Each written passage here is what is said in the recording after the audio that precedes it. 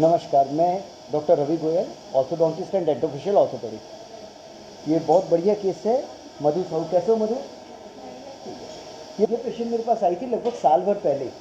इस पेशेंट की कंप्लेंट थी कि इसके दांत बाहर निकले हुए हैं, ऊपर के दांत इसके बाहर निकले हैं। लेकिन जब मैंने इस केस की डिटेल स्टडी की, मैंने इसके रिकॉर्ड्स लिए। इसमें हम लोगों ने 10 फोटोग्राफ ली, 5 फेशियल फोटोग्राफ और 5 इंट्राऑडल फोटोग्राफ। जब ये ली और इसका जब एक्सरे लिया तो बढ़िया एक इंटरेस्टिंग चीज़ मिली। इसके ऊपर के दांत बाहर थे ही नहीं, इसके नीचे के दांत पीछे थे।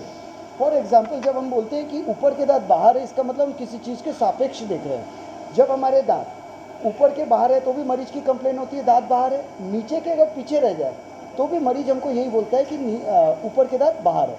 तो जब मैंने इसका एक्सरे देखा तो उसमें मुझे ये चीज़ क्लियर दिखी कि इसके नीचे की हड्डी छोटी है और दांत पीछे है। तो फिर हमने इस केस में इसका नॉर्मली अगर ऊपर के दांत बाहर रहते हैं तो हमें ऊपर के 2 दांत निकाल के दांतों को पीछे करना रहता है, लेकिन इस केस में मैंने कोई दांत नहीं निकाले। मैंने नीचे के जबड़े को, इसकी ग्रोथ बची थी, मैंने देखा यहाँ से हम लोग सीयूए में स्टेज देखते हैं, ये स्टेज 3 और 4 के बीच में थी। ये जो हमारे वर्टिब्रा की बोन होती है उससे मैंडिबल की ग्रोथ अपन जज कर सकते हैं। तो इसकी ग्रोथ थोड़ी सी बची थी, तो हमने इसमें फिक्स फंक्शनल अप्लायंस लगाया और नीचे के जबड़े को आगे लाया।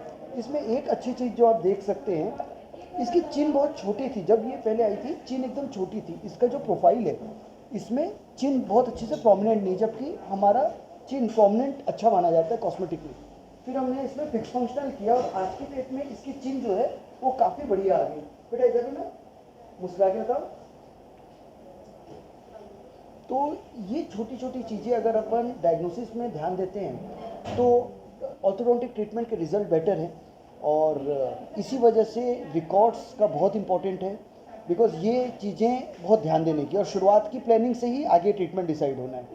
तो अल्टीमेटली ये ट्रीटमेंट लगभग साल भर में हमने ख़त्म कर लिया और पेशेंट के कोई दांत नहीं निकालने पड़े and she is happy now.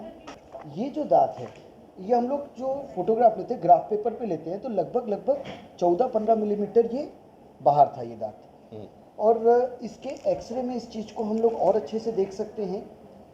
ये जो दांत का डिस्टेंस है लगभग 14 मिलीमीटर बाहर है, लेकिन इसका ये जो जबड़ा है ये छोटा है, दांत बहुत ज़्यादा बाहर नहीं है।